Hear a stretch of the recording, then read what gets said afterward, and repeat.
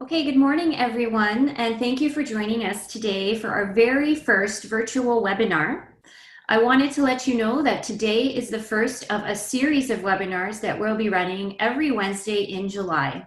We called this first webinar of this series, our plenary session, because it really highlights a lot of really important aspects of our patient engagement processes. So I would like to introduce Dr. Gary Lewis. Gary is the professor at the Department of Medicine and Department of Physiology at University of Toronto. He is the director of the Banting and Best Diabetes Center at U of T, and he is the scientific co-lead of Diabetes Action Canada, along with Dr. Jean-Pierre Dupré. So over to you, Gary, to introduce today's event. Good morning, everybody, and I hope you're all keeping safe in your homes. It's an absolute pleasure to introduce this morning's session. We were very disappointed not to be able to hold our annual get-together in person. Of course, that had to be cancelled. But I'd really like to thank Tracy and others who've worked very, very hard with her to organize this virtual series of lectures, and I hope and engagement, and I hope everybody enjoys it.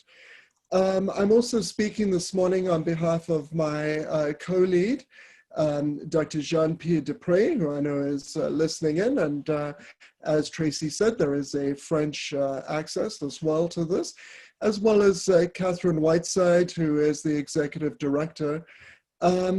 So, you know, this morning's plenary sessions are really about patient engagement and how we can do better with that. And it has been a great pleasure to all of us to really go on this journey with you, to really have a new paradigm in research where we are co-developing programs, both researchers and people living with diabetes are working really hand in hand to develop many of our programs. This has been a journey. We still have aspects of this that we need to improve. We're constantly trying to improve it. It's certainly not perfect yet. But what's been a great pleasure is to see how our patient partners have really stepped up to the task, have become more confident. I can tell you that the input that we have from patients, you're going to hear about a number of initiatives where that input has been absolutely critical to developing the programs. We've changed direction based on the input from our patients. We've changed many of the specifics of our programs, and I think you're going to be quite pleased to hear about that. So I don't want to spend any more time other than to welcome you and thank Tracy and other organizers, and I look forward to the presentations. Thank you, Tracy. Thank you, Gary. So to start off today's topics, we have, I'd like to introduce Sasha Delorme. So Sasha is a member of our collective patient circle, and she is here today to discuss the do's and don'ts of patient engagement. To briefly introduce Sasha, Sasha is a wife and mother of 4 who is passionate about type 1 diabetes advocacy.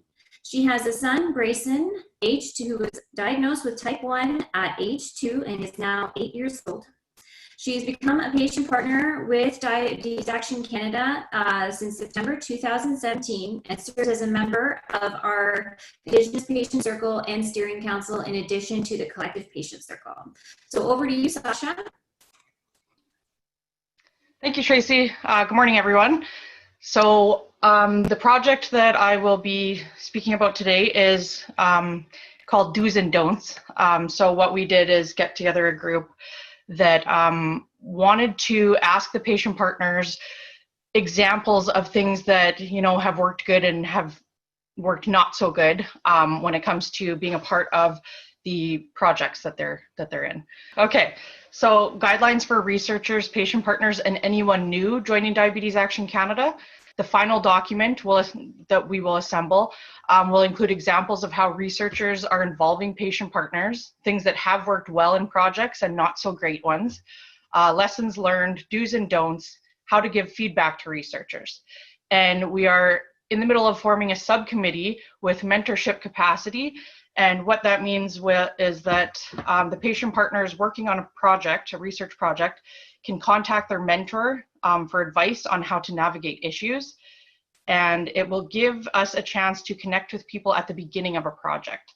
So we're hoping that at some point we would be a part of the initial phone call and just kind of give these tips and tricks if people haven't had a chance to read our document.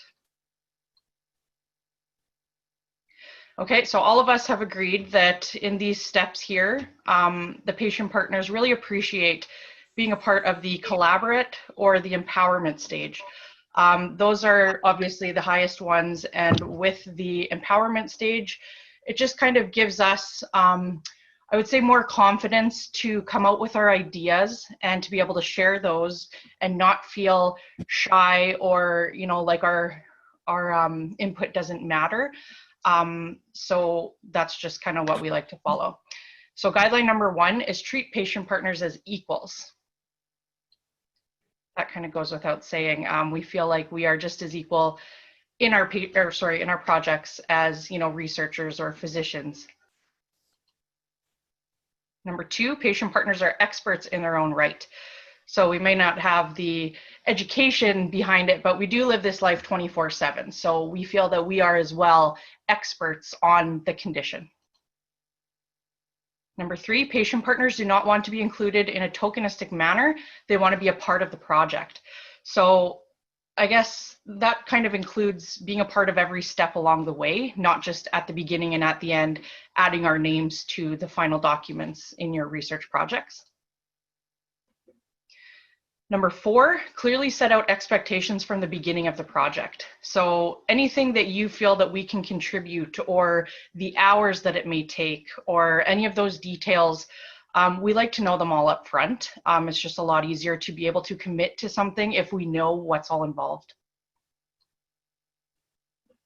Number 5, carefully consider the number of patient partners you want to involve in the project. So with only one patient partner, sometimes it can be a little intimidating working with a group of researchers, and we don't know who to turn to in that situation if we need someone to speak with. Number 6, don't waste the patient partner's time. So I guess an example of that would be, say if you have a call coming up and a patient partner doesn't necessarily need to be on that call, maybe you could give them the option of opting out of that call and kind of catching them up afterwards with either the notes of the meeting or a phone call, just to kind of let them know what they've missed. Number 7, involve patient partners from the beginning to the end of the project. So all along the way, all the steps, we like to know what's going on in between the times that we don't have connection with you, or just you know, it could be by email, it could be by a telephone call as well, but just letting us know how the project is coming along. Otherwise, we're kind of left hanging and wondering what our input is actually doing. Number 8, keep the communication open and ongoing throughout the project. So a lot like number 7, but yeah, just to keep us updated, it goes a long way. Number 9, refrain from using jargon and acronyms in communicating to patient partners. So just things like, you know, when emails go around and there's acronyms in there, we don't understand that, or some of us don't, so just keeping it in a way that we will understand. And the jargon, I know there's been a lot of scientific wording in emails and things like that that I personally don't understand. So, you know, just making sure that we're understanding it completely helps us to become more engaged. If we understand what we're talking about or hearing, it gives us more of a chance to speak up about it. And number 10, make space for patient partners to speak up. So a good example is just to say you're having a good conversation and, you know, at the end of the conversation, you realize that a patient partner hasn't said anything. Maybe they feel that they haven't had the chance to speak up. And in that case, you could use the round table approach or the circle approach, and just kind of, instead of calling out that person specifically, maybe you could say, are there any patient partners that have anything they would like to add to this conversation. That goes a long way. We feel like we have an opportunity to speak up and our voices are heard.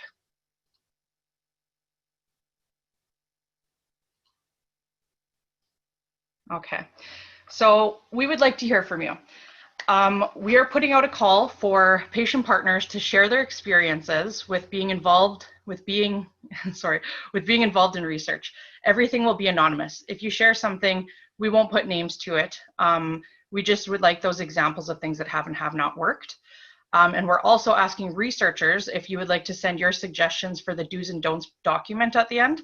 So if we have enough suggestions from both the patient partners and researchers, we will include both sides in the document, one side to address researchers and the other side to address the patient partners. So any experience that you'd like to share or information or tips, anything like that, could be forwarded to Olivia, I believe, Olivia Drescher, and myself included. So yeah, that's the main point of this. We've gathered a few times for these phone calls with our team here. And we are all very excited to hear from everyone, and we know that everyone's voices are very important to be heard. Everyone's got a story, and we want to give you that floor to share your experience, good or bad. So thank you. Thank you, Sasha. So I have a couple of questions here. The first one is asking, will you publish the results of your do's and don'ts gathering? So right now it's kind of up in the air. We're not sure exactly where this is going to go at the moment, but we will definitely publish it on the DAC website, I'm pretty sure. Mm-hmm. And it's just kind of, like I said, open to any kind of, I don't know. Sorry, it's just, yeah, it's open right now. If there are any places that think that it's important to share at, that we would share there.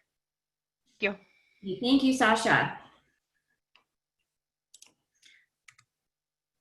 So our next presenter is Dr. Shivani Goyal.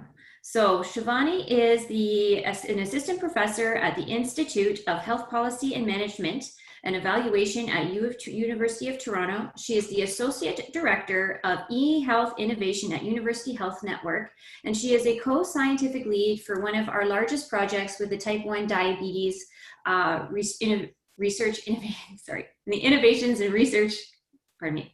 innovations in type 1 diabetes research. So I have Shivani now sharing her screen, so she will take it from here. So thank you, Shivani. Thank you, Tracy. Hi, everyone. I'm so excited to be here with you virtually today.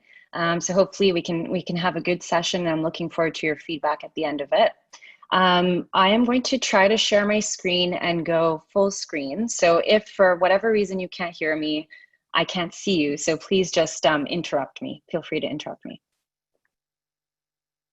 Okay, so you should be seeing my full screen now. So it's my pleasure to be here today with you to share our project called Connected. I'm presenting on behalf of our team, so thank you very much, team. Of course, this is a collaboration. So today I'm here to speak to you about our project called Connected, which started with the goal of accelerating research in type 1 diabetes and enabling patients to drive future priorities, not only in research, but in policy and clinical care as well. And when we started this project, we really just had this idea. We understood the need to do this, but we weren't quite sure how we were going to do this. And this is where the co-design with patients or people living with type 1 diabetes, as well as researchers, was key. And the schematic you're seeing represents an overview of our journey, where we started with identifying this opportunity and looked for inspiration with our collaborators, further defined our challenge, moved into better understanding how we would deliver on this opportunity, and then moving into the research and evaluation phase. So I'll walk you through each one of these. So as I mentioned, we were inspired at the beginning of this project, which started almost about 1.5 years ago, where we knew we wanted to accelerate research, and an obvious opportunity for us was to create a diabetes registry. As you know, today in Canada, we actually have no accurate way of counting or understanding every single person that lives with type 1 diabetes and better understanding the status of their health and wellness. And to do this, we need data. So I feel like we knew that a registry would be at the foundation of whatever it is we would create, and that it had the power to potentially accelerate research and citizen priorities. So with this in mind, we turned to our collaborators. So in 2018, we had the opportunity to work with the T1D think tank, which brought together people living with the condition or connected to type 1 diabetes, as well as the research community, so all these smiling faces. And we were able to have an open discussion around the concept of a registry. And I won't lie, I thought we had figured it out, right? We went to this meeting with some prototypes that essentially modeled some consent, electronic consent frameworks borrowed from the Nordic countries that have proven to be really effective, trying to be really transparent about where data would be shared and for what purpose. And I would say what we heard from our patient partners and the people in the room was there certainly was value. People seemed very keen and altruistic in the desire to share data for a bigger purpose. However, I think the expectation of what we could do was much higher. Our patient partners told us that, you know, sure, we will share data with you through this concept of a registry, but there's so much more that you could do for us. Some of the areas that were identified were enabling advocacy power through data. So if we actually had accurate representation of what was happening in Canada with respect to type 1 diabetes, imagine how we could potentially change policy and reimbursement models. And here you're seeing a few other examples like data liberation from diabetes devices. So I would say this was a really key moment for us where we kind of stopped in our tracks and knew that we had to pivot and respond and do more. So we expanded our idea from creating a registry, but to better understand how we could do so meaningfully, where we're actually bringing real-time value back to the community, and also engaging in ongoing communication and engagement with people living with type 1 diabetes. So turning back to my team, I have to say I work with a brilliant group of individuals who are creatives, designers, and engineers. We look to, you know, what's already out there. So models like Tinder and other social connecting tools, and try to understand how we might develop value in creating some kind of a matching tool, for example, for peers to connect with one another and share experiences. But we struggled to find a fit with the registry and also a concept that would generate dynamic data over time and meaningfully engage people living with type 1 diabetes in research. But then, lo and behold, we had another aha moment. Last year, I had the opportunity of conducting a workshop actually at this event, but in person, pre-COVID, where we again had patient partners together with researchers.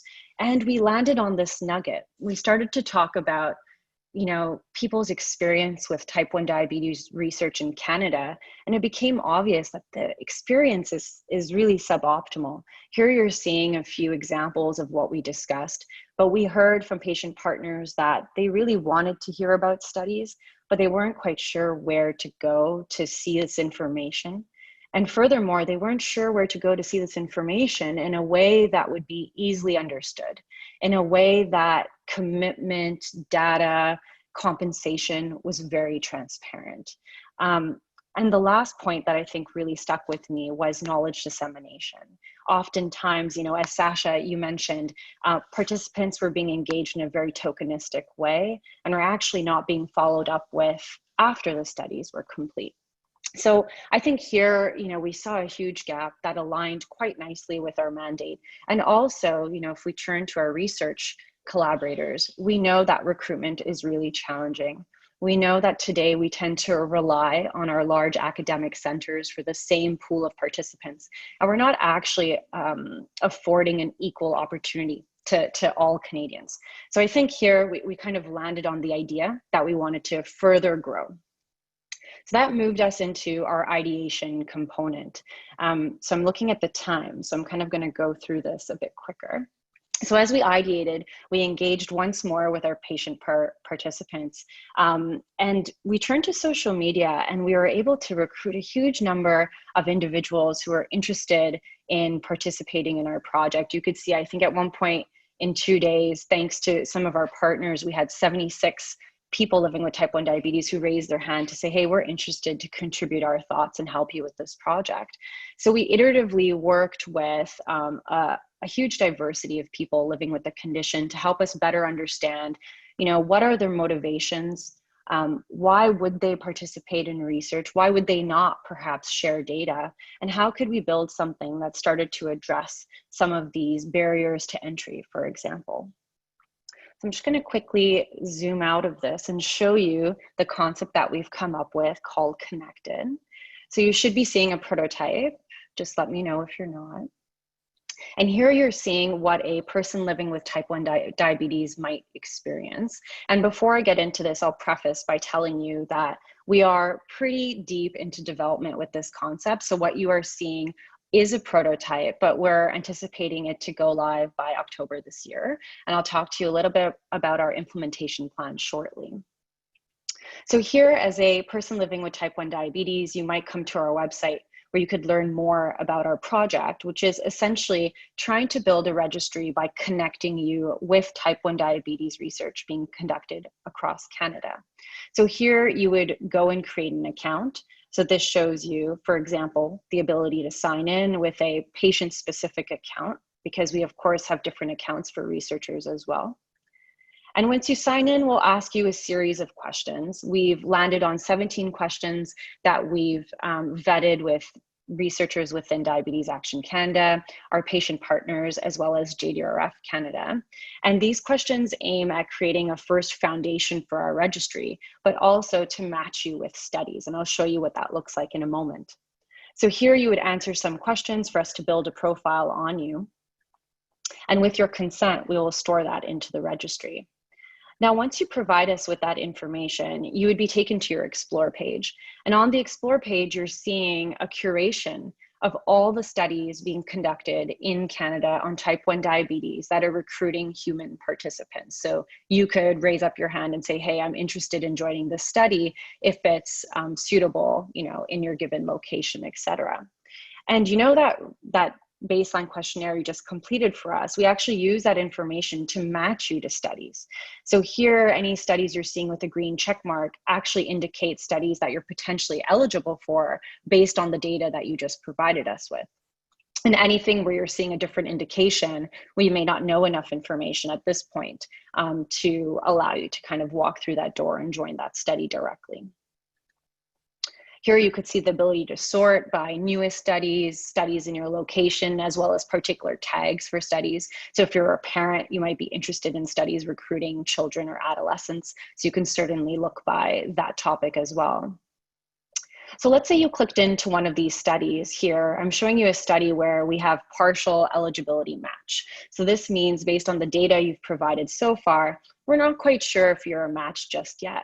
You could complete a questionnaire, which would basically ask you the remaining questions. And this is where things get interesting.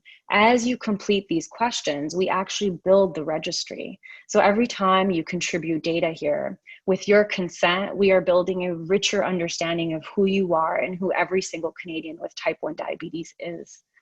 And below here, after the eligibility portion, you're also seeing information about the study and what it may ask of you. So here you're seeing for this particular study, the personal data they may be collecting, compensation, the commitment, location, and the ethics approval.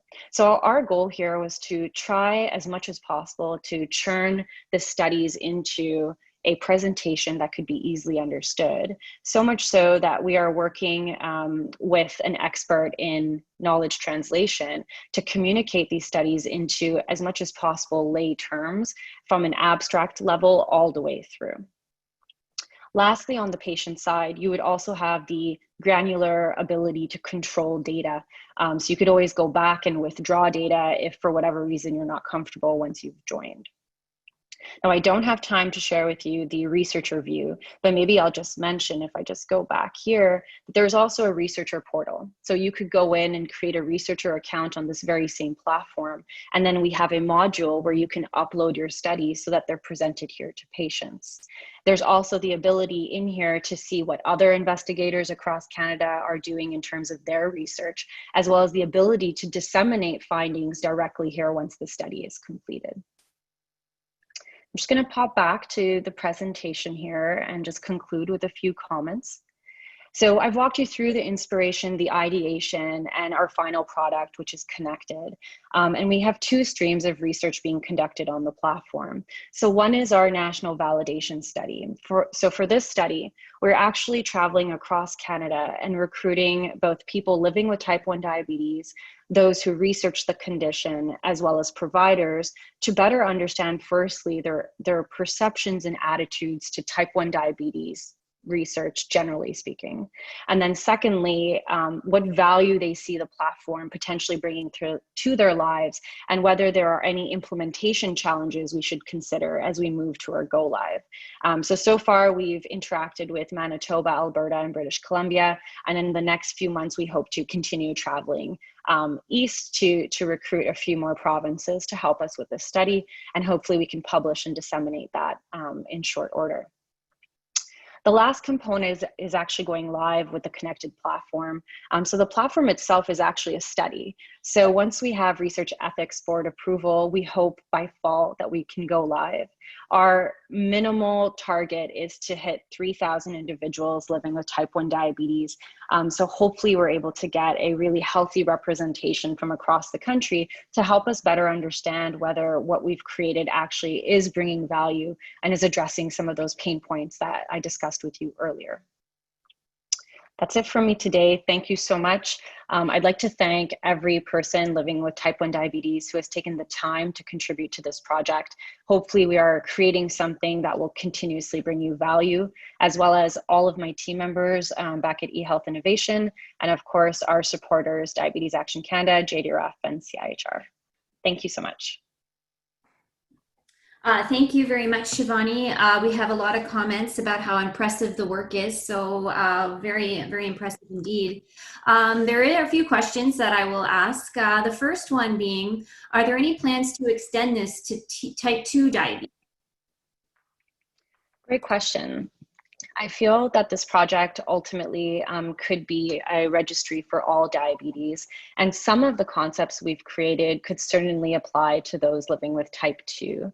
That being said, I don't think we could immediately transfer everything we've learned with the type 1 community back to the type 2 community. I think we go through a similar consultation and co-design process, hopefully trying to see whether what we've created is applicable, and then also bring in that community into Connected, or something similar to Connected.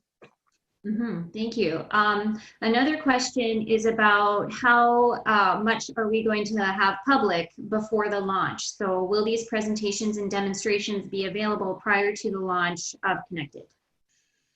Great question. We actually just met about that this week. Our hope is that 1 or 2 months prior to our go live, we would be able to start disseminating knowledge to have people gain awareness about our project, but also understand how they may participate. So hopefully through channels like Diabetes Action Canada, you'll hear about some of those materials and be able to have access to those, hopefully by, I would say, maybe the August, September timeframe. Great. And then last question, how does the platform compare to existing platforms, and how does it differ? Great, thank you for the question. When we started this project, we tried our best to survey what was being done in different corners of the world. And there are some really impressive diabetes registries out there. I would say a good chunk of them rely on integrating with existing data sources to pull information from, for example, administrative data or EMR data. In Canada, our landscape is quite different, and the way we've created our health informatics is much more complex. So we knew we had to pivot to be able to collect national data that would be homogeneous. So our approach is quite unique based on what I've seen out there. And if you've seen something else, please share it with me. That'd be really helpful. But we are digital first, and we're trying to engage with patients to collect patient-reported information as our starting pillar. That being said, I think we certainly draw inspiration from some of these robust registries elsewhere as the model and the vision for what we can create in the future, eventually pulling in some of those external data resources, which I think are very key for us to actually create a health learning system here in Canada for diabetes. Mm-hmm. Well, thank you, Shivani. Again, lots of great feedback and questions about how exciting this project is and how it can be extended out and scaled up to other areas. So much appreciated.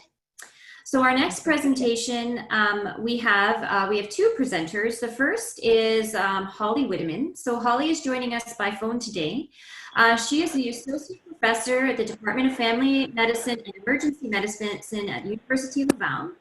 She has a background in human factors engineering and social science. She has lived with type 1 diabetes since she's been a young child, and she is the co-lead of our patient engagement group. Joining her today is Dana Greenberg. Dana has lived with type 1 diabetes for 48 years. She also has a daughter, Marley, who was diagnosed at 8. Dana has previously worked in fundraising and is now working with her family business. And she is the chair of the mentoring for JDRF for those living with type 1 diabetes. So over to you, Dana and Holly, for the next presentation. All right. Thank you so much, Tracy. And I have to give a special thank you to Tracy and Dana. I was supposed to be on the webinar, but we've had some adventures lately. So thank you for arranging for me to be here by phone. So hello, everyone. As Tracy said, my name is Holly Witteman. I've been involved with Diabetes Action Canada from the very beginning. And as Tracy mentioned, I co-lead the patient engagement program, which is led by my wonderful colleague, Joyce Dogba, who's going to speak later today. And so I'm a bit of a twofer for the network because I've lived with type 1 diabetes for 37 years. And I'm also an associate professor and Canada Research Chair at Université Laval in Quebec City, where I have the pleasure and honor of living and working on Huron-Wendat land. I'm a mother of 2 boys, aged 14 and 8.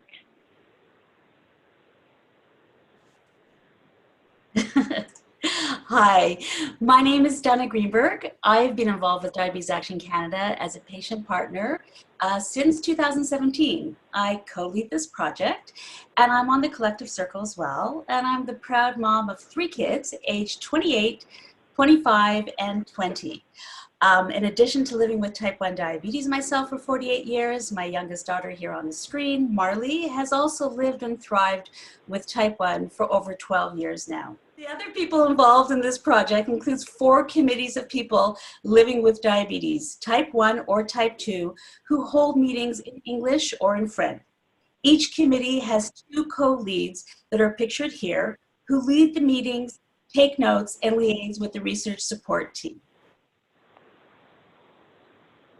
And each of these committees has 5 to 8 people on it, and we are so grateful to everyone who's willing to be a part of this project and offer their expertise to this work. We're also grateful to researchers and health professionals who are bringing their expertise in electronic health records, endocrinology, epidemiology, ethics, family medicine, inclusive patient engagement, Indigenous health, and knowledge translation. So why are we doing this project? This project started because epidemiological cohort studies, so these are studies that compare a cohort or a group of people with diabetes to a cohort of people without diabetes, or that might compare different groups of people with diabetes according to other characteristics. These studies guide a lot of healthcare, but the people most affected by the studies are rarely involved in guiding the studies that guide their healthcare. So when we were thinking about this grant, we looked in the BMJ. The BMJ doesn't actually, it used to be called the British Medical Journal, and now it's only known by its acronym, but it's a major medical journal that started requiring statements of patient involvement in all their papers in 2015. And between 2015 and 2019, they published 17 cohort studies to do with diabetes. None of them included patient partners in any way other than sharing study results, and only 4 of the 17 studies did even that. They have to include a statement about patient involvement in the paper. Typical statements were, this research was done without patient involvement, and we do not plan to involve patients in the dissemination of results, nor will we disseminate results directly to the patients. And we think there's a better way to do this kind of research together so that research incorporates the expertise of people who live with the condition while applying the technical expertise of people who are professional researchers. And since Diabetes Action Canada created a database of medical records from about 120,000 people with diabetes across Canada, we thought, hey, we could do a proof of concept in our network using this database, or the repository, as we call it.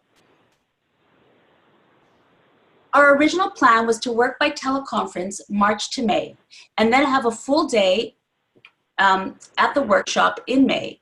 Pandemic plans have shifted our timeline, and we're now doing all the work by video conference.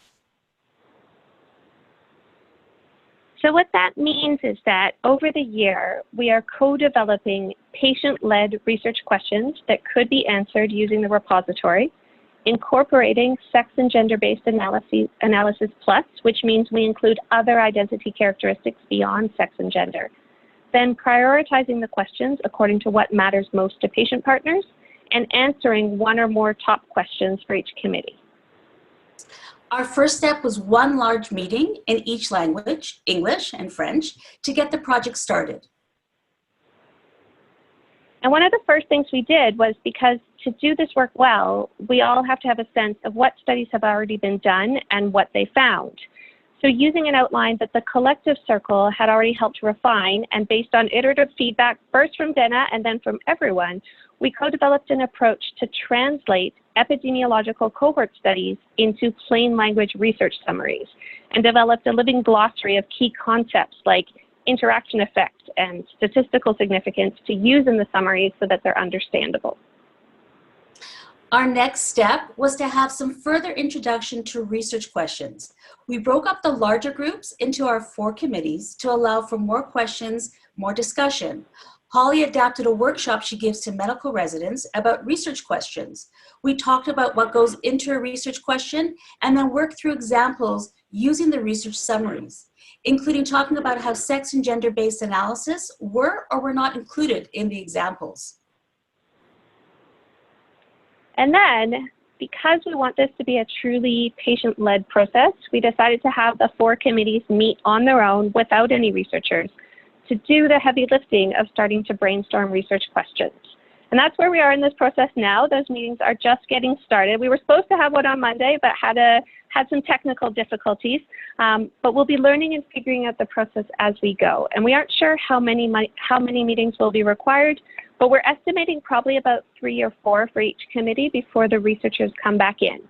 And between those meetings, we'll be sharing the lists of questions with the other groups so that everyone can learn from each other and know what the other ones are talking about, and doing literature searches to see if any questions have already been answered, and if yes, translating them back into those plain language summaries whose templates we already developed.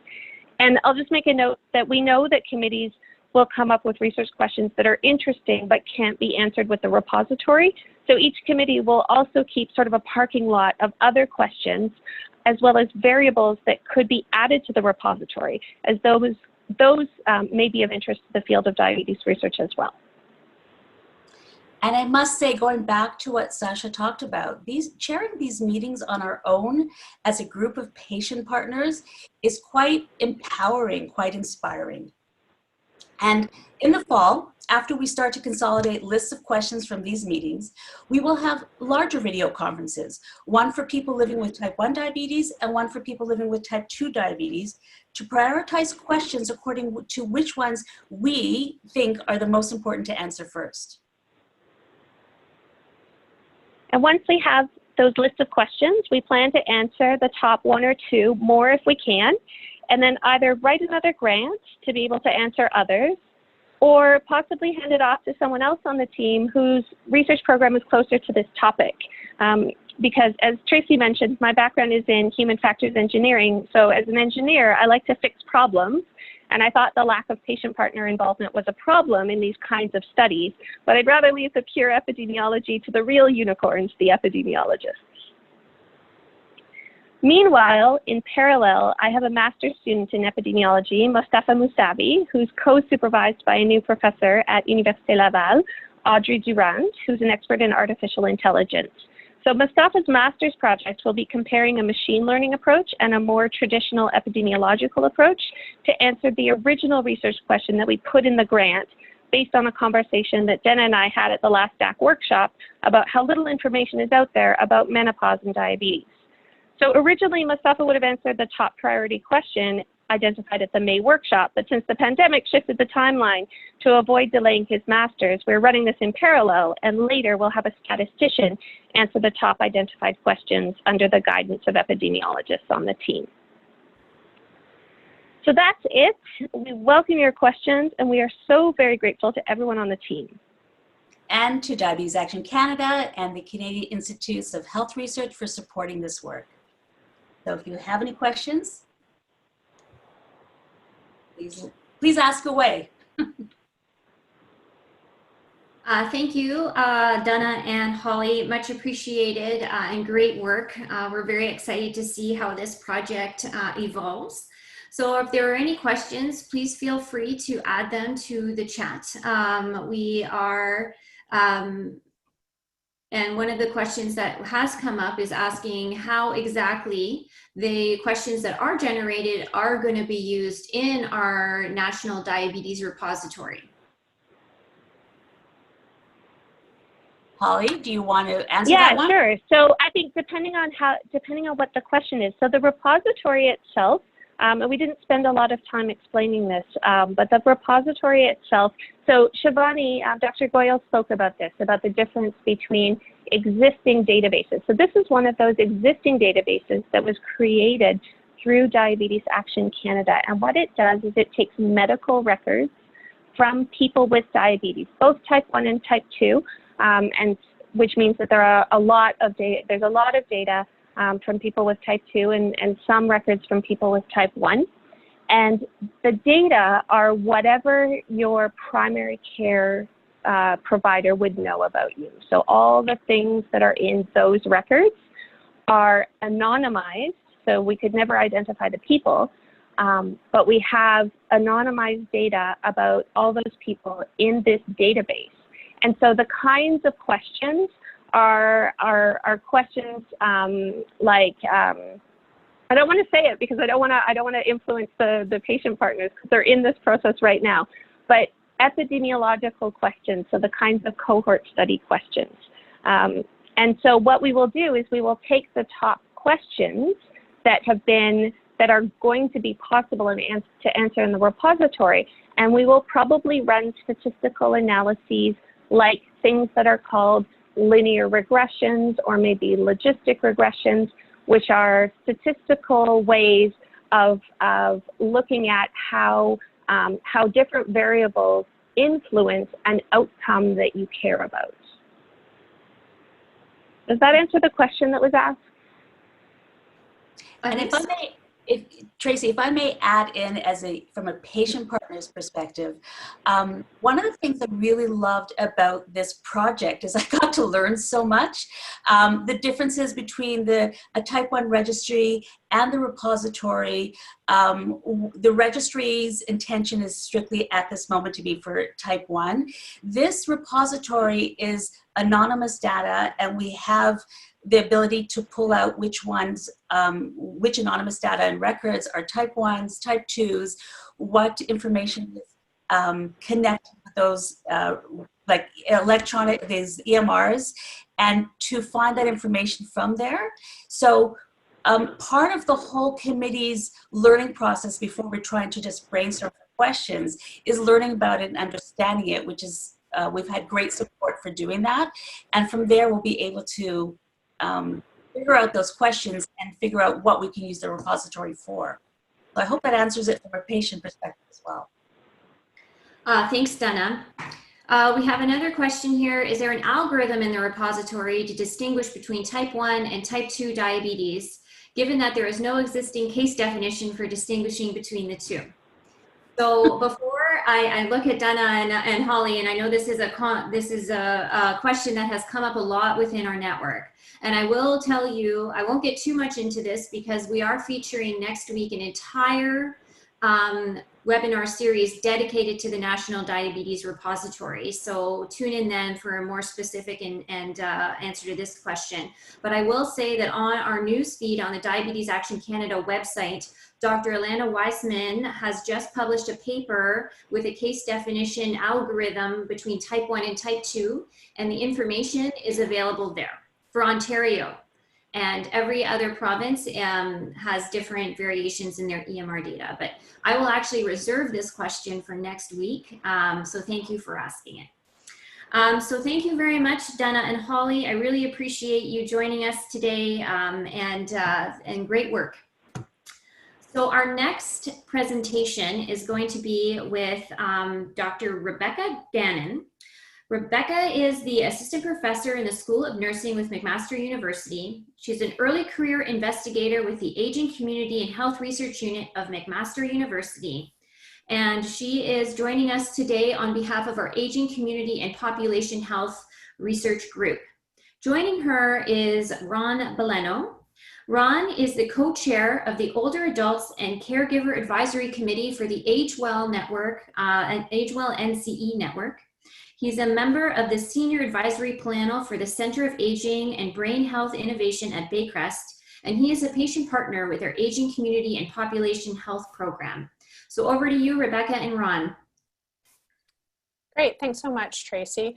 So good morning, everyone. I'm really pleased to be here today presenting with Ron on behalf of our Community Partnership Program for Self-Management among older adults living with diabetes. Ron's one of our caregiver partners in the study and always makes excellent contributions whenever he meets with us, and I'm so pleased that he can be here to co-present with me today.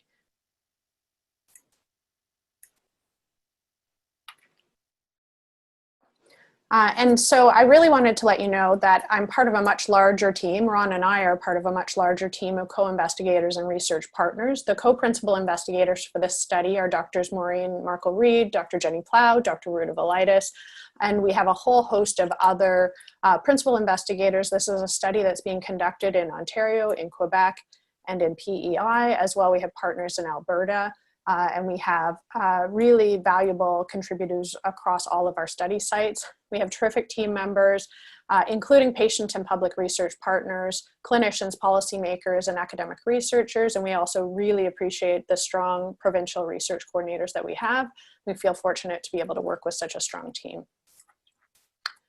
We also want to acknowledge the generous funding that we've received to complete this project, in particular from the CIHR PICI network and through Diabetes Action Canada and other important funders. We also have a number of partners and supporters. Without their support, we wouldn't be able to really move this large research program forward. In particular, we want to thank all of our community advisory board members in Ontario, Quebec, and PEI. I'm going to be talking about the community advisory boards a little bit later, but just to say that in each of the sites, we have local members who are helping to guide and tailor local implementation, as well as sort of a cross-provincial steering committee. So today we're going to be sharing with you some information about our approach to patient and public engagement within this program of research, and we're going to share some of the insights that we've gained about engaging our partners in this research program. And you'll not only hear about that from me, but of course you'll hear about that from Ron, and I know that that'll be of interest to you. So the background to this study is that we know that older adults with diabetes and living with multimorbidity, so other chronic conditions, overall have poorer health and tend to use health services more compared to older adults who are managing diabetes alone.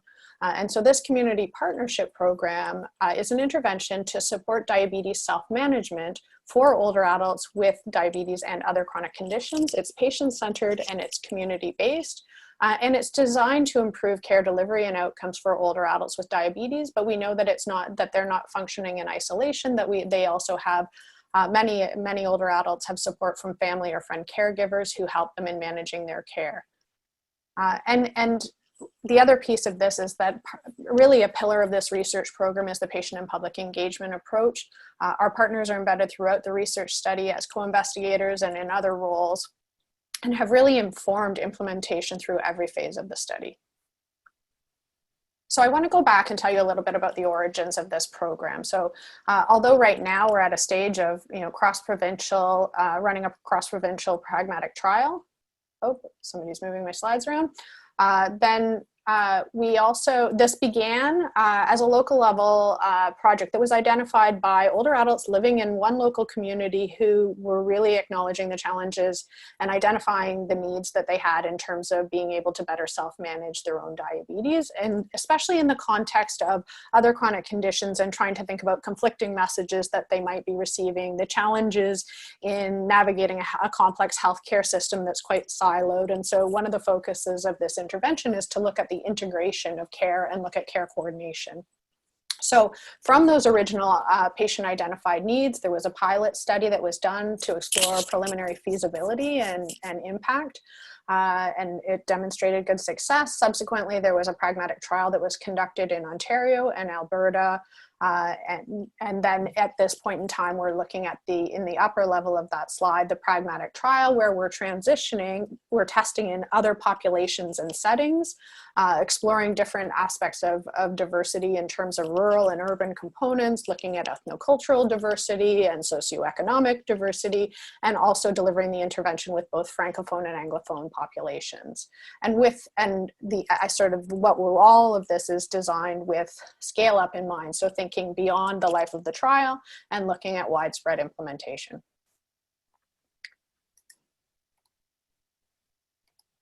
Okay, oops.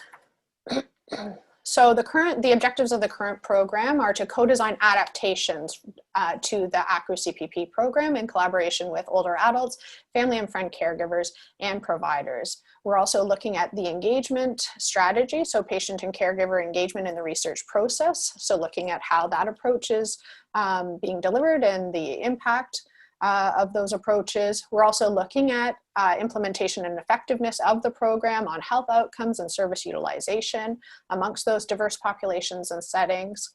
We're also, as part of this study, looking at patient and caregiver and provider experiences for the patients and caregivers, their experiences in receiving the program, and provider experiences in delivering the program, and ultimately looking, as I mentioned, to plan for scale up of the ACHRU CPP program. So just to, for clarity around who the participants are in the study are patients with type 1 or type 2 diabetes. Their caregivers are also included as participants in the study. People with diabetes are living with one chronic condition in addition to their diabetes, one or more chronic condition in addition to their diabetes, and they needed to be living in a community that's of the service area that we're looking at. And their caregivers are adult caregivers, and they could be in a variety of roles, whether a spouse, an adult child of the person living with diabetes, or a friend. And our patient and public and community research partners are people who are not receiving the intervention, but are involved in the study governance structures and are reflective of the population of interest for the intervention. So just to tell you a little bit more about the intervention components, pre-COVID, the intervention was delivered by home visits, group wellness sessions, team-based care, care coordination, and system navigation. Those are the intervention components, and they were delivered by registered nurses, registered dietitians, and a community program coordinator. We're currently pivoting that intervention depending on the site and what we're able to do, but that was the original sort of plan for delivering the intervention. So in terms of our patient and public engagement approach within that, it's really building on a history that we have in meaningful patient and community engagement within our intervention studies, where patients, caregivers, I'm going to use patients, but we're using that inclusively, patients, caregivers, and providers are providing instrumental support to co-design and adapt the program. And we have partners who are embedded across our governance structure. So when I'm talking about the governance structure, as I mentioned before, we have a central steering committee, and then we also have in the various sites, so in Ontario, Prince Edward Island, and in Quebec, we have these community advisory boards.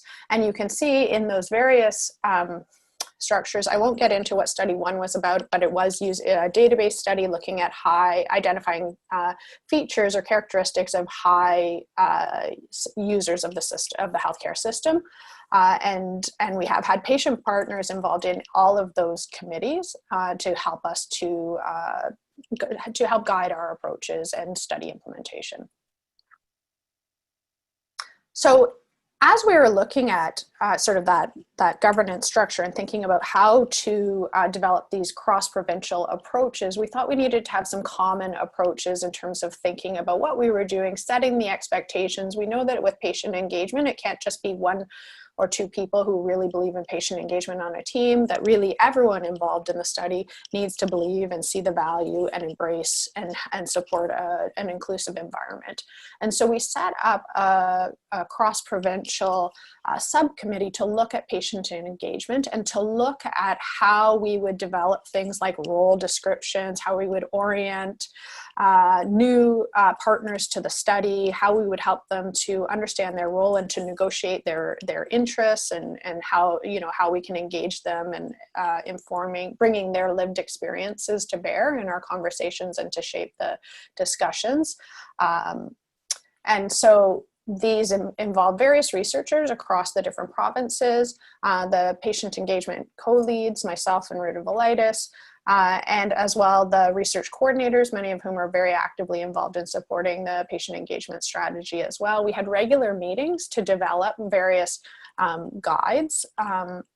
One of the things that we developed was this guide on community advisory boards, from thinking about how do you engage, like who should be part of the membership of those community advisory boards, how do you facilitate a meeting to engage people in those discussions to make sure that there is there are regular opportunities for input from all community advisory board members.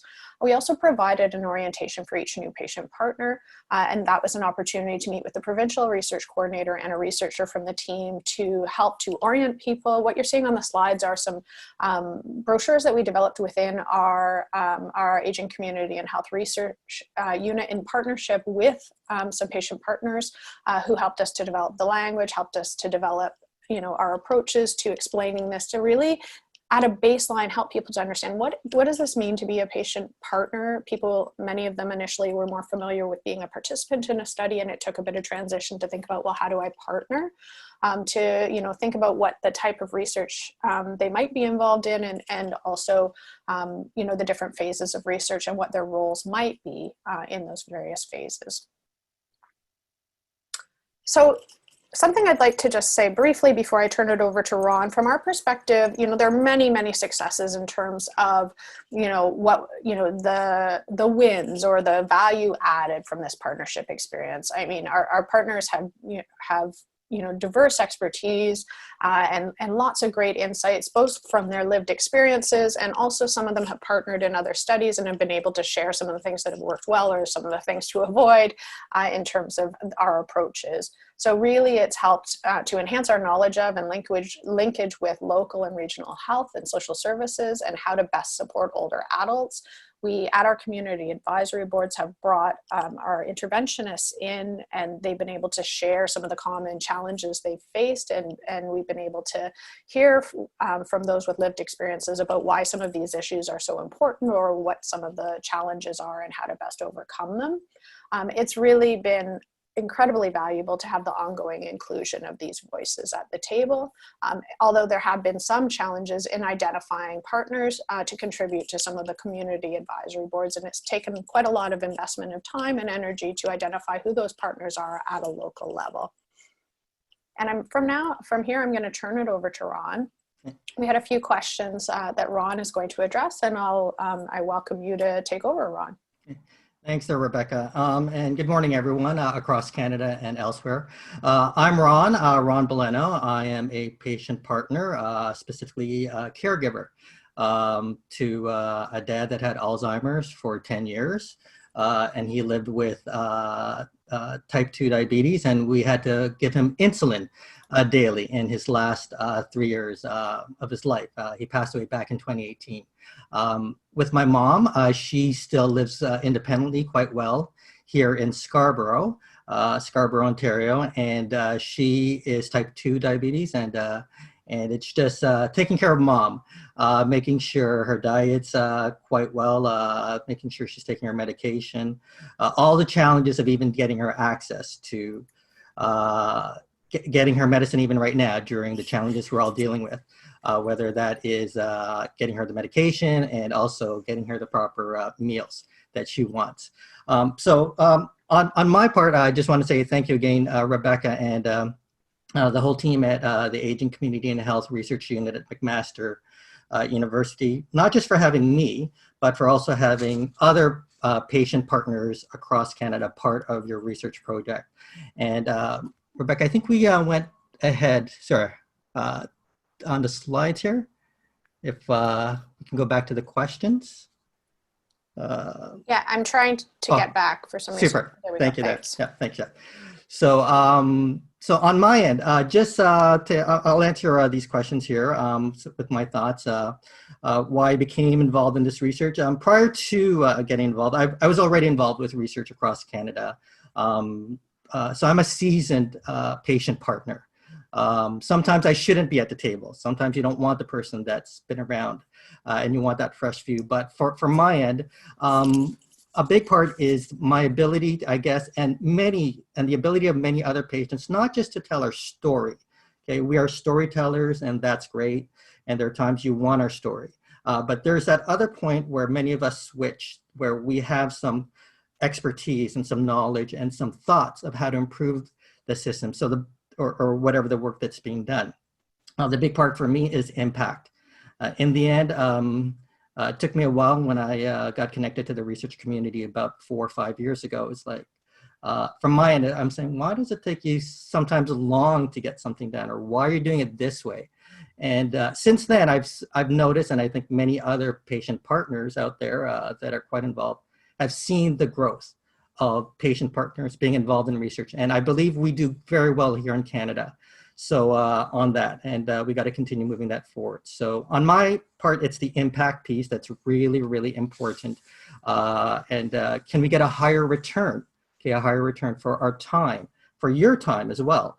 Can we speed it up? Can we impact more people's lives? That is kind of the big reason why I'm quite interested in this. And diabetes is a huge health field that we're working towards. Not just in Canada, but internationally as well. From my perspective, the value in partnering with this team, the work that has been done, I actually live in Scarborough, and I used to run a community center here, so there was a linkage. Hi, Ron? Oh, yeah? You're on the French line for some odd reason. I'm on the French line? Yeah. Oh, maybe somebody isn't on mute. Okay. Hang on. 1 second. Bonjour to everyone there, but that's the best I could do with my French. Do we need to mute someone? Yeah, I think someone needs to be muted. Okay, Tracy. Yeah, if you're an attendee on the French line, please do mute the presentation so there's no feedback coming through the phone line. Thank you very much, and sorry about that. Okay, thank you. Okay, so yes, where was I here? Partnering with this team. So for my view, the work that's being done is very community-based. So being able to know my community here in Scarborough, have a knowledge base of working with the diabetes community as well, that has been a big part of why I've wanted to partner with Rebecca and the team there. The challenge for many of us, and even on your side as academics and researchers, for all of this is, how do we get to the table? How do you get the partners to the table? And I know that was one of the challenges as well for this research team. Again, it just was kind of fortunate that I was collaborating with Rebecca somewhere else on something else, and then it just so happened that she didn't realize that I had a connection with diabetes, and I said I'd love to be part of this team. So that was how I got connected here. Question number 3, as a patient partner, what insights have I gained through partnering in this study? The main thing I want everyone, in my view, to understand is that we're all working together for the same goals, but we do have different perspectives of how we get there. And a big part is without the patients, without the partners here, if we didn't have our challenges, there's really no work for all of you to be doing. It's actually really starts with us. So the ability to kind of understand that, you know, not just our voices, but we also have to respect your voices and the work you're doing, is that we need to look at us all as a team across the board, even if we're not on the same page. And the last point I'm going to just say here with regards to some recommendations.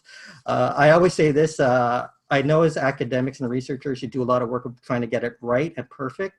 From my world, my life is not perfect. Our lives aren't perfect, and it's not about being perfect in our side. It's about doing as best as we could, but sometimes that a lot of this happens even in language. Okay? I know we sometimes debate on the exact right word. Don't use this word, use that word. I get it, but that's something I think we need to address just early on, that our intent is let's try and make that impact, and let's address language early, and then, you know, allow each other to kind of accidentally say the different words along the way. So that's just what I wanted to comment on that end there. So we'll move on to the next slide and share some quotes here from some patient partners. And I won't read all of it here. Rebecca, if we can go back to the first one. Thank you. Just some highlights, some quotes from patient partners here on the Community Advisory Board, the CAB there, inclusive of the patient voice at all levels of project design. And that is a key part there for me, is at all levels, not just at the end. Don't bring us at the end, get us at the very beginning. And patients as equal partners, which was shared earlier, and not just by our presentation, but from others, and person-centered, focusing on the person there. Some key points there. And on the next one, another quote that you guys can read there, but our stories are informing a sense of urgency, okay? It's not about taking your time. There is urgency in our lives. And then the other point is in a supportive environment where their experience is valued.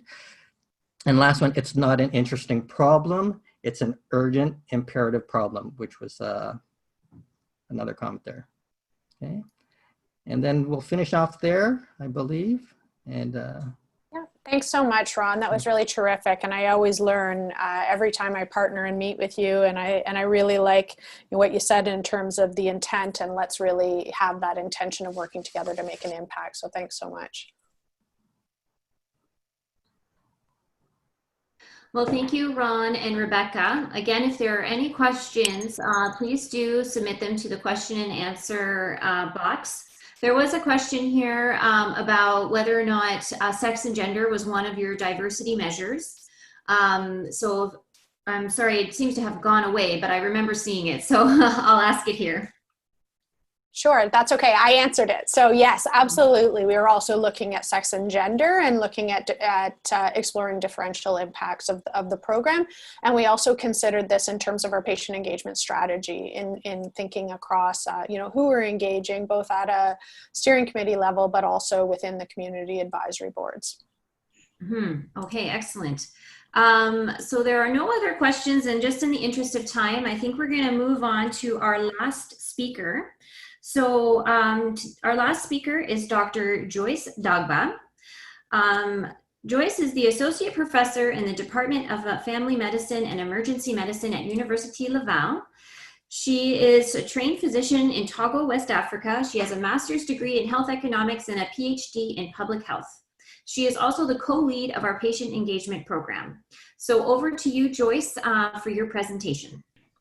Thank you very much. So it's my pleasure to share with you in 10 minutes, I hope so, our experience from the study that is entitled Barriers and Enable Us to Attending Diabetes Retinopathy Screening Experienced by Immigrants to Canada from Multiple Cultural and Linguistic Minority Group.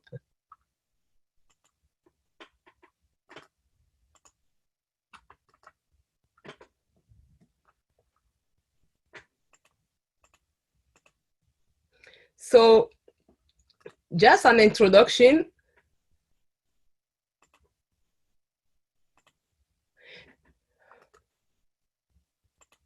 As you all know, people from ethnocultural minority, we all know, experience some increased risk of living with diabetes complication. And this has sometimes not been investigated into properly. And this is why, and we also have noticed that there is a lower attendance to retinopathy screening among newcomers, especially our 3 target group. So namely people from China, people from South Asian, and people from African descent. So our question was first to understand why being at risk and having this lower attendance, why, and what can be made. Okay, what can we make to increase this level? So this study aimed to identify the barriers and the facilitators or enablers of attending diabetes retinopathy screening across 3 linguistic and cultural minority groups in Canada. So what we did in patient involvement is that patients involved in this project were key members of our team. So there were immigrants from South Asia, there were Chinese and Francophone African, from Francophone African background. So they were part of the design of this study at the beginning. But not only that, they were consulted in any step of this study, and we discussed with them the design, the research question, the method and everything, and also the potential intervention that we are going to develop. What is also interesting is that they contributed with their lived experience with diabetes, and also they put on their cultural glasses to help us interpret all what people are telling us. And finally, they supported us in recruiting participants from other communities and also in data collection. This is very important in this study because when we started to recruit ourselves, even me being part of identifying myself as a cultural minority, it was very hard until we identify some patients who help us to, I would say, to penetrate this community. So what did we do? The first thing is that this is a qualitative study, and the method that we used to gather information was interview that we carried out in 3 groups. So first of all, South Asian, and the interviews were carried out in Hindi and Urdu, that are 2 languages that are spoken there. And we also use French to interview African immigrants. And this was because of constraint of time and resources, we couldn't include more African immigrants. So we just focus on those who speak French, and this may maybe weaken some of our conclusion because we didn't reach people in their native language. However, this is how far we were able to go. And the 3rd group were interviewed in Mandarin. So this is the language that with Chinese people. Chinese immigrants to Canada. So we have a study in 2 phases. The first phase was to do interview, to collect data, to analyze it. And after, we carried out an in-person meeting. Thanks, we did it before the COVID, so this is fine for us. So we had in-person meeting with participants, and where we took after the analysis. So we identified the barriers and the enablers, and that we asked them, how can we transform this into intervention, that are very tailored, wearing that cultural glasses, as I said in the beginning. So this is an example. On the left, you can see that they are colored paper sheet. So in white, after the analysis, we formulate the obstacle, and people were asked to write the solution. And this is the solution in green that is based on the white one. And at the right, the same thing was done with people from Pakistan where, so in white, you always have the barrier that we identified through the study. And then we have their various solutions that we group together. So this is what we did. And on this slide, you can see one of our in-person session with the Mandarin individuals, so people of Chinese descent. And this was done in Montreal. So what did we find? We found that these are only 5 teams that usually came, from our studies. I forgot to say that we use a framework that is known as the theoretical domain framework. That is like a psychological theory that help us to develop tailored intervention after identify barriers. So what is a hindrance for people to come to the screening? As you can see on the first line, across the 3 or the 4 categories of participants, you can see that there are barriers. For example, the first one of cost. The second one is, taking the appointment may be very difficult. Maybe you will tell me that this is not particular to any cultural community, and I agree, but sometimes it takes a cultural color. For example, you see that on the 3rd line, for example, people will say, okay, I don't have access to a doctor, but what is the barrier to that access? Is it because the doctor that I would like to see, I need to speak my language, or is because the doctor, does not understand everything that's related to my culture? So you can see that there are very obstacles that we will never understand unless we take these cultural lenses to look at what people are telling us. And as you can also see, we differentiate between Pakistani men and women because we saw that the hindrances, the barrier were not the same. So I will straightly go to lesson that we learn from this, is that using a theoretical approach help us to compare obstacles within groups, but also across groups.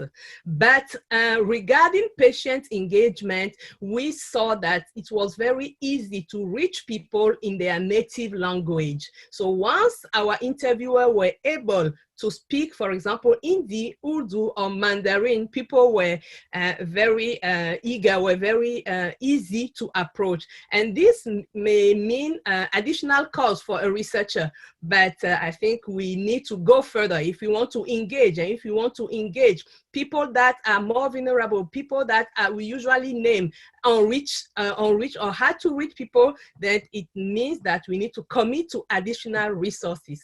And also what we saw is that it's very important to consider these cultural lenses, because even if diabetes itself, when you talk about biomedical science may not express itself differently, sometimes the life circumstances, the cultural aspect now will change the expression. And so we need, if you want to have this patient perspective, to reach out to them in order to develop this culturally tailored behavior change intervention. So the study is finished, the first part, so identify barriers and developing intervention with patients. Now what we are about to do is now to work with the retinopathy group to see how we can develop intervention that take into account, all these or most of these barriers, so that this will result in intervention that is available and that is accessible to patients. So a big thanks to the whole team. Thank you.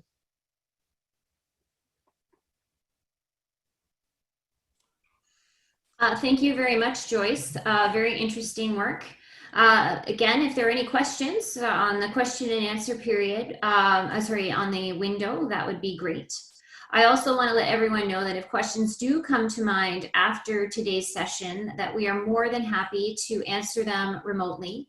All of these sessions will be available to you after today with questions, with the opportunity to ask questions and get those answered. So I have a question here, and it says, are you aware of similar efforts to reach these groups in regards to other complications, such as diabetic foot problems? Do you think your results would be usable in that regard?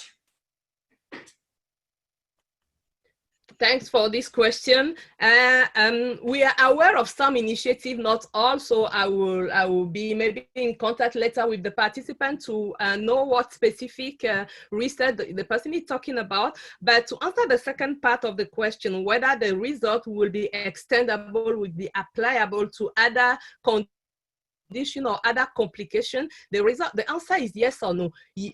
No, because when we started Diabetes ACHRU Canada, I was glad to be part of the first consultation we did with ethnocultural minority group, and we saw that there is something that we usually forget in modern medicine. What is the meaning? What is the approach? And we saw that the complications were rates and according to the importance of the organ. For example, people will see for the eye, for me is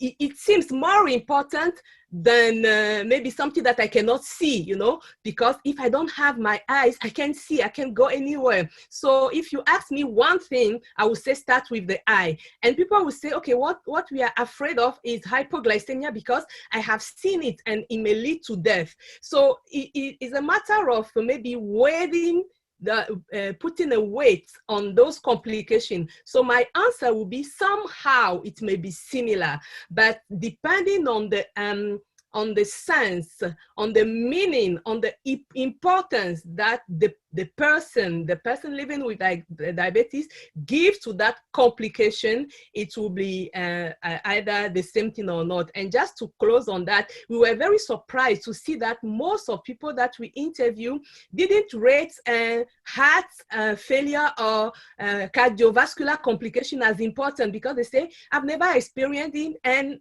I mean, I'm still functional, but when you talk about their eyes, how they will maybe be blind if they don't have access to care, then you say, okay, then I want. So the answer is yes and no, depending on people's experience. Mm-hmm. Thank you, Joyce. If there are no other questions, I want to thank everyone for their time today and participating in our very first of a series of webinars. Immediately following today's webinar, you'll receive information about the next set, again on Wednesday at 10 a.m. Our next week's seminar series is about the National Diabetes Repository. The week after is exploring type 1 diabetes and diabetic retinopathy screening using artificial intelligence. And the week after that is about patient engagement and knowledge translation. Of those webinars, the last one will be conducted in French with an English translation opportunity or option. I also want to thank everybody. We've been getting a lot of comments and a lot of really good questions come through, congratulating all of this great work. So thank you. It's been an absolute privilege to work with Diabetes ACHRU Canada and all of these amazing projects, researchers and patient partners. And I really thank you for the opportunity and thank you for joining us today.